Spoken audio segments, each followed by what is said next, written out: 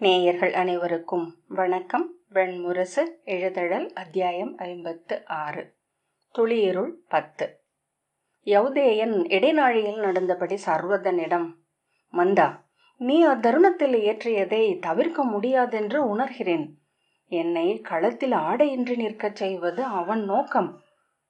ஆனால் அச்செயலின் விளைவுகள் உகந்தவை அல்ல. நிகழ்ந்தது ஏதென்று எவருக்கும் தெரியவில்லை. ஆனால் நாம் அவர் கையை உடைத்து விட்டோம் என்ற செய்தி மட்டும் அத்தனை யாதவர்களுக்கும் சென்று சேர்ந்திருக்கிறது. இங்குள்ள எந்த யாதவ இளவரசர்களும் முகம் கொடுத்து சொல்லாட மறுக்கிறார்கள். ஒவ்வொருவரிடமும் இன்சொல் உரைத்து அணுகுகிறேன். விழி விலக்கி செல்கிறார்கள்.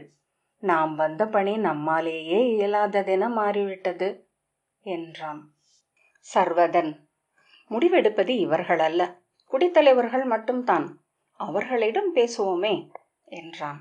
அதை நான் பேசிக்கொள்கிறேன். களத்தில் கதையை விட்டெறிந்தது போல இங்கு அவையில் நீ சொல்லை விட்டெறியலாகாது. உன் நாவில் நஞ்சுள்ளது. உன் தந்தையிடமிருந்து பெற்றது அது.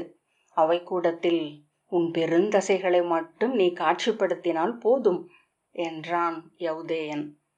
ஆம் மூத்தவரே, நீங்கள் சொல்லும் ஒவ்வொரு சொல்லுக்கு பின்னாலும் இந்த உடலை எடையாக நிறுத்தி வைக்கிறேன் என்றான். அவன் தன்னை ஏளனம் செய்கிறானா என்ற ஐயத்துடன் திரும்பி பார்த்த யௌதேயன், நான் புரிந்து கொள்ளும் தோறும் உனது நஞ்சு வன்மை கொள்கிறது என்றான். அவன் புன்னகை புரிந்தான். அவர்களை இட்டுச் சென்ற காவலன் மதுராவின் அரண்மனையின் நீண்ட சிறு இடைநாழிகள் வழியாக கொண்டு சென்று அரசரின் தனி அவை கூடத்தின் வாயிலை அடைந்தான். அவர்கள் வருகை அறிவிக்கப்பட்ட போது உள்ளே நிறைய பேர் இருப்பதை சற்றே திறந்த கதவினூடாக வந்த பேச்சொலியிலிருந்து யௌதேயன் அறிந்தான். ஒரு கீற்றென வந்து மறைந்த கலவை குரல்களிலிருந்து உள்ளே சற்று சினம் கொண்ட உரையாடல் நடப்பதையும் உணர்ந்தான். காவலன், தாங்கள் உள்ளே செல்லலாம் என்றதும் திரும்பி சர்வதனை பார்த்துவிட்டு உள்ளே சென்றான். நீண்ட சதுர வடிவ அறைக்குள் பலராமர் பெரிய பீடத்தில் மார்பில் கைகளை கட்டியபடி அமர்ந்திருந்தார். அவருக்கு முன் யாதவர்களின் ஐங்குடிகளைச் சேர்ந்த 17 பேர் அமர்ந்திருந்தனர். யௌதேயன் யாதவ குடித்தலைவர்களை நோக்கி பொதுவாக தலை வணங்கிவிட்டு சென்று பலராமரின் கால்களை தொட்டு தலை சூடினான். அவர் அவன் தலைமேல் கை வைத்து வாழ்த்தினார். சர்வதனும் அதே போல் தலை வணங்கிவிட்டு யௌதேயன் அமர்ந்த பீடத்திற்கு பின்னால் சென்று பெரிய கைகளை மார்பில் கட்டியபடி தலை மச்சு பலகையை இடிக்கும் வண்ணம் நிமிர்ந்து நின்றான். அங்கிருந்த அனைத்து யாதவர்களின் விழிகளும் அவனுடைய விரிந்த தோள்களிலும் இறுகிய கழுத்திலும் அடிமரம் என தரையில் ஊன்றியிருந்த கால்களிலுமே பதிந்து மீண்டு கொண்டிருந்தன. அவர்கள் ஒவ்வொருவரும் அதுவரை பேசிக்கொண்டிருந்த அனைத்தும் பொருள் இழந்து அவர்களுக்குள்ளேயே கரைந்து மறைந்தன. மெய்யாகவே யௌதேயனின் சொற்களுக்கு தன் உடல் மேற்பொருள் ஒன்றை அளிப்பதை சர்வதன் உணர்ந்தான். பலராமர் நம் இளையோன், அவன் தந்தையைப் போலவே பேருடலன், முறையாக பயின்றால் கதை போரில் நிகரற்றவனாவான் என்றார். யாதவர் அலையும் விழிகளுடன் தலை அசைத்தனர். மறுபக்க கதவு மெல்ல திறக்க அனைவரும் திரும்பி பார்த்த பின் எழுந்தனர். ஏவலன் வந்து, பேரரசர் வசுதேவர் வருகை என்றான். வசுதேவர் நன்றாக கூன் விழுந்த உடலுடன் தோளிலிட்ட பட்டு மேலாடை தரையில் இழுபட கால்களை நீட்டி நீட்டி வைத்து நடந்து வந்தார். அவருடைய ஒரு கால் சற்றே தளர்ந்திருப்பது அது மிகையாக மரப்பலகையில் உரசுவதில் தெரிந்தது. மாமன்னர் வாழ்க, யாதவ குல பேரரசர் வாழ்க என்று யாதவர்கள் வாழ்த்து தெரிவித்தனர். அவர் கை கூப்பியபடி வந்து அரியணையில் அமர்ந்து முனகினார். ஏவலன் மெல்ல அவர் உடலை நிமிர்த்தி முதுகுக்கு பின்னால் ஒரு தலையணையை வைத்தான். இரு கைகளாலும் அரியணை கைப்பிடியை பற்றிய போது அவர் கை மெல்ல நடுங்கியது. ஏவலன் அவருக்கு சிறு கிண்ணத்தில் மதுவை அளித்தான். அதை மிடரோசையுடன் அருந்தி மெல்ல ஏப்பம் விட்ட பின், நாம் இங்கு யாதவ இளவரசர்களை வரவேற்க கூடியிருக்கிறோம் அல்லவா என்றார். பலராமர், இல்லை தந்தையே, அவர்கள் நேற்றே வந்துவிட்டார்கள். உபபாண்டவர்கள் இருவர் இந்திரபிரஸ்தத்தின் செய்தியுடன் வந்திருக்கிறார்கள். முறைப்படி அதை தங்களுக்கு தெரிவிக்க விரும்பினார்கள் என்றார். எங்கே அவர்கள் என்று வசுதேவர் திரும்பி பார்க்க யௌதேயன் அருகே சென்று அவர் கால்களை தொட்டு வணங்கி, வணங்குகிறேன் பிதாமகரே, தங்கள் வாழ்த்துக்கள் எனக்கும் என் உடன் பிறந்தோருக்கும் என் குடிக்கும் தந்தையருக்கும் வன்பால் மழை என பொழிவதாக என்றான். அவன் தலையில் கை வைத்த பின் சர்வதனை நோக்கி, இவன் பீமனின் மைந்தனா என்றார். சர்வதன் வந்து அவர் கால் தொட்டு வணங்கினான். அவன் தோளில் கை வைத்து புயங்களை நீவி மணிக்கட்டுக்களை பற்றிய பின் அவனை போன்றே பிறந்துள்ளான். குந்தி நல்லூழ் செய்தவள். மைந்தனை தொட்டு நிறைவுறுவதென்பது பெரும் பேறு என்ற பின், பலராமா தந்தையே என்றார். பலராமர், இவனை இங்கு வைத்து நாம் கதை பயிற்றுவிக்கலாமே என்றார். அவன் தந்தையிடம் ஒப்புதல் பெற்று சில நாட்கள் தங்கும்படி சொன்னேன். இவ்வரசியல் சூழல் சற்று தெளியட்டும். நம் மைந்தர்தானே என்றார் பலராமர். ஆம், இவர்கள் என்றும் நம் மைந்தர்களே என்று பின் யௌதேயனிடம், உன் தந்தை சொல்லி அனுப்பிய செய்தி என்ன என்று கேட்டார் வசுதேவர். பேரரசே, எந்த குலத்தின் பேரில் இங்கு யாதவர்கள் ஒருங்கிணைகிறார்களோ அக்குலத்தின் பெயரால் எந்தை மதுராவின் படையுதவி கோருகிறார். அஸ்தினபுரியின் முடியுரிமையில் பாதி எந்தைக்குரியது. அம்முடியுரிமையை பேரரசி குந்தி தேவிக்கு அளிப்பார்கள் என்னும் சொல்லுறுதியின் பெயரிலேயே அவர்களை குந்தி போஜர் பேரரசர் பாண்டுவுக்கு மனம் புரிந்து கொடுத்தார் என்பதை தாங்கள் அறிவீர்கள். அந்த மனத்தன்னேற்பை முன்னின்று நிகழ்த்தியவரே தாங்கள்தான். ஆகவே அதன் கனியை அவரும் அவர் மைந்தரும் பெறுவதற்கு துணை நிற்கும் பொறுப்பு தங்களுக்குள்ளது என்றான் யௌதேயன். பேரரசர் பாண்டுவின் கொடையென யாதவ பேரரசிக்கும் அவர் மைந்தருக்கும் சொல்லளிக்கப்பட்ட முடியுரிமை எந்த நெறியுமின்றி இங்கு மறுக்கப்படுகிறது. இப்பூசலில் மதுரா எந்தையுடன் நிற்க வேண்டும் என்பதுதான் விண்ணிறைந்திருக்கும் மூதாதையரின் விருப்பமாகவும் இருக்கும் என யௌதேயன் தொடர்ந்தான். அவையோரே, இந்திரபிரஸ்தத்தில் யாதவ குருதியினர் ஆழ்வது வரைதான் மதுராவும் துவாரகையும் முடிகொண்டு நிலை நிற்க முடியும். இன்று வேதம் காப்பதென்றும் குலம் பெருகுவதென்றும் நடைமுறை சூழ்ச்சியை சொல்லி யாதவர்கள் சத்திரியர்களுடன் நிற்பார்கள் என்றால் தங்கள் கொடிவழியினருக்கு தீரா இடரொன்றை ஈட்டி வைத்து சென்றவர்கள் ஆவார்கள்.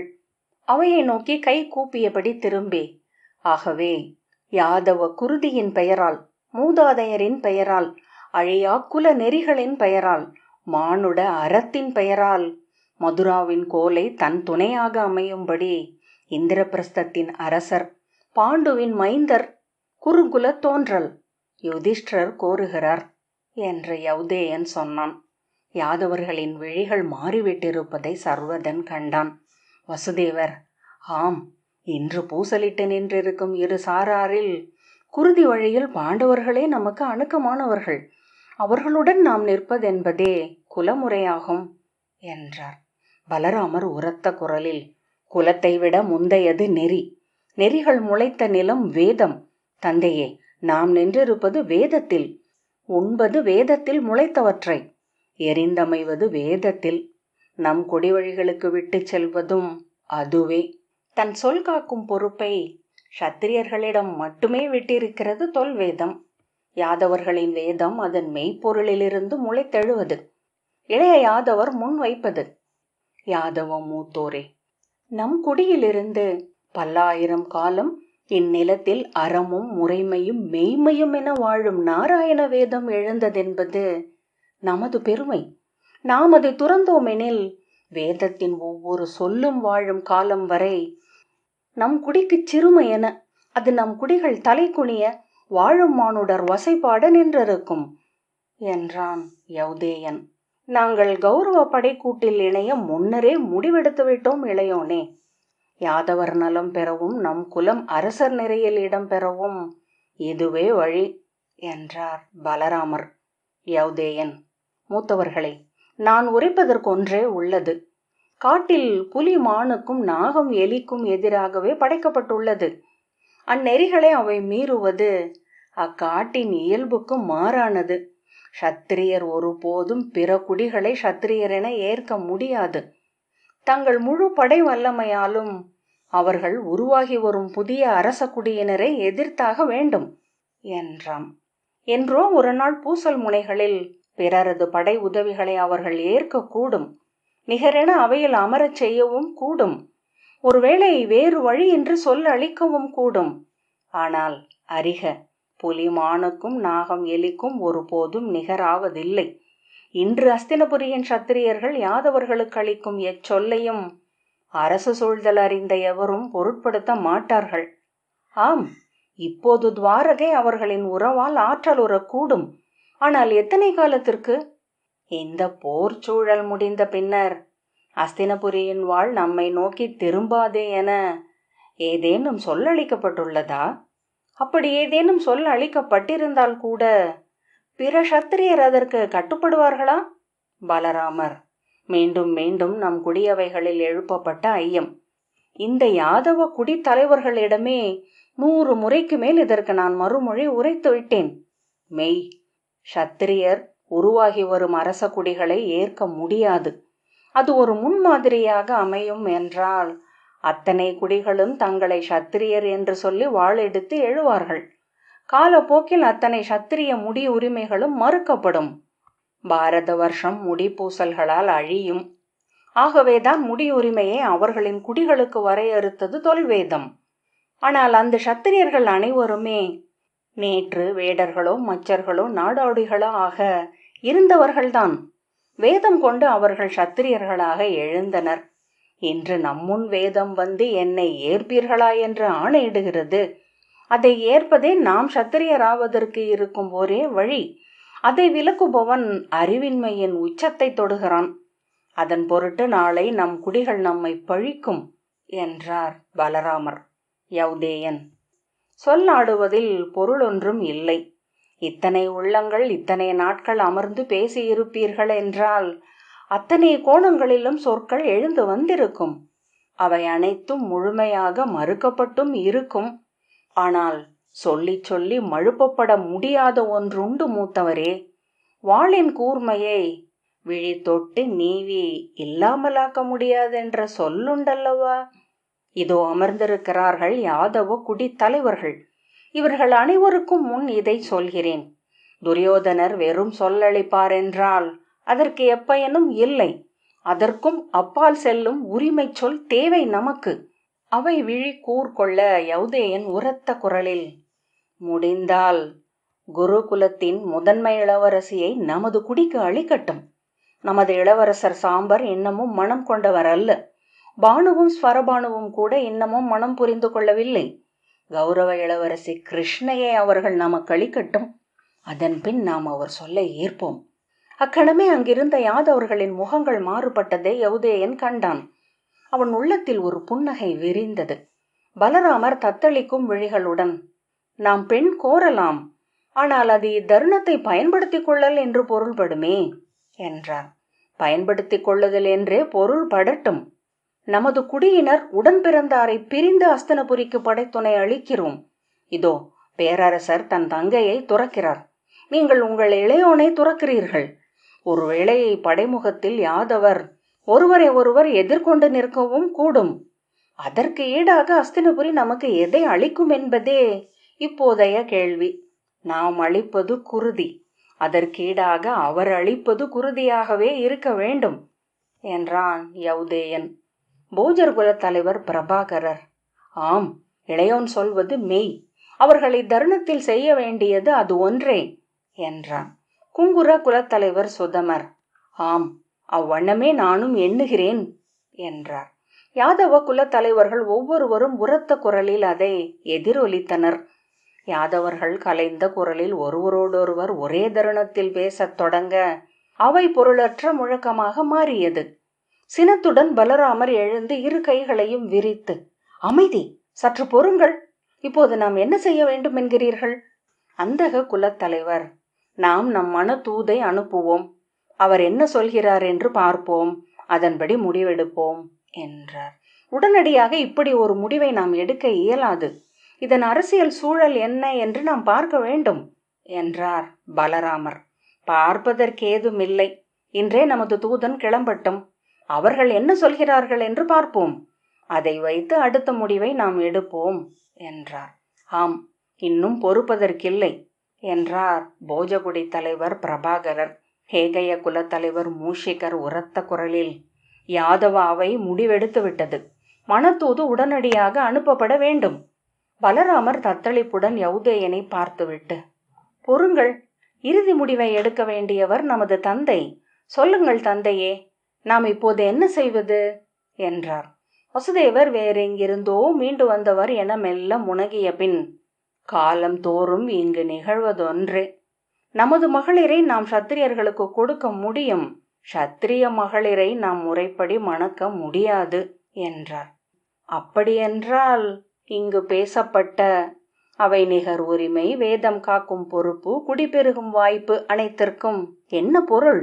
அவை வெறும் அணிச்சொற்கள் தானா என்றார் அந்தக குடித்தலைவர் சாரசர். எரிச்சலுடன் பலராமர், நாம் இங்கு பேசிக் கொண்டிருப்பது இன்றைய அரசியல் சூழலை பற்றி என்றார்.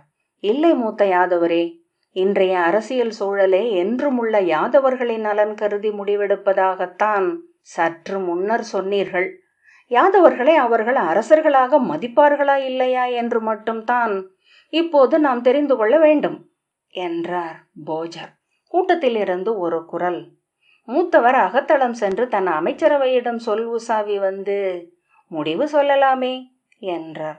பிரிதொருவர், சேவல் கோழியிடம் குரல் கற்றுக்கொள்வதும் நடக்கும் என்றார்.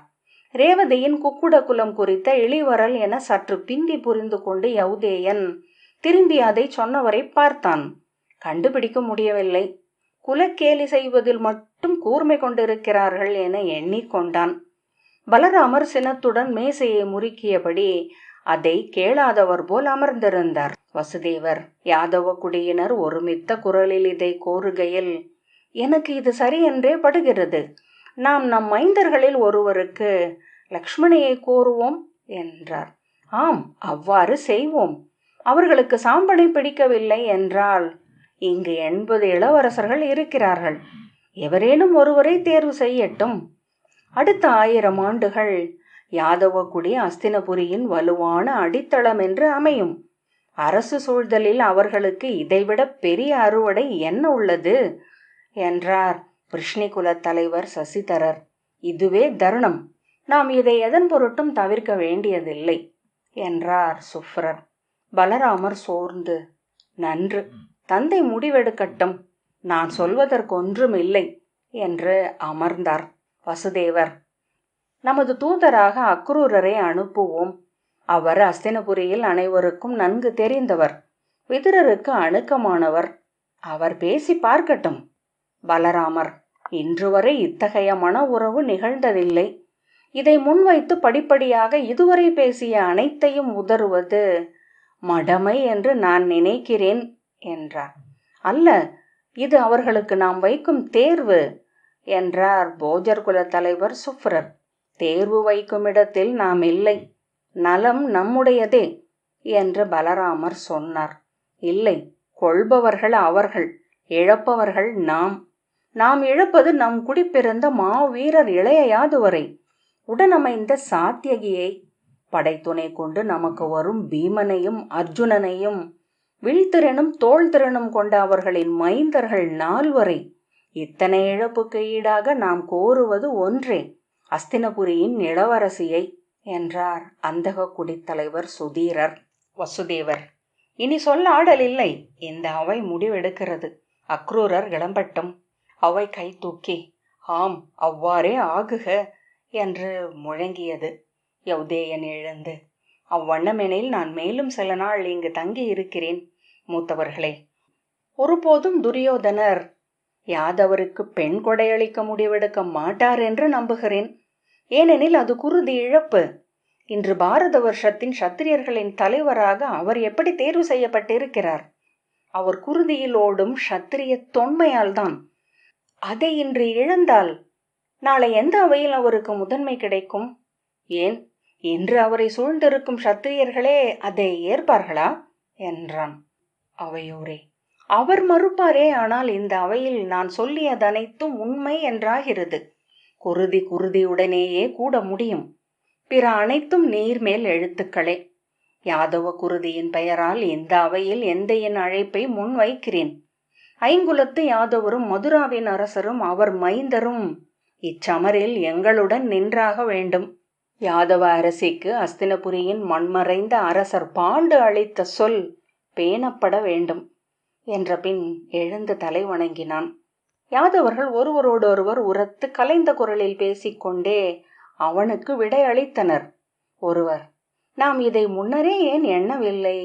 இத்தனை சொல்லாடியும் இது நமக்கு ஏன் தோன்றவில்லை என்றார். அவருக்கு தோன்றியிருக்கும் என்றார் இன்னொருவர். வாயை மூடுக, நாம் நம்மை பற்றி பேசுவோம் என்றது இன்னொரு குரல். நாம் ஒன்றும் மூடர்கள் அல்ல. அந்த குரல் அலை கதவு மூடப்பட்ட போது அறுபட்டு மறைய யௌதேயன் புன்னகைத்தான்.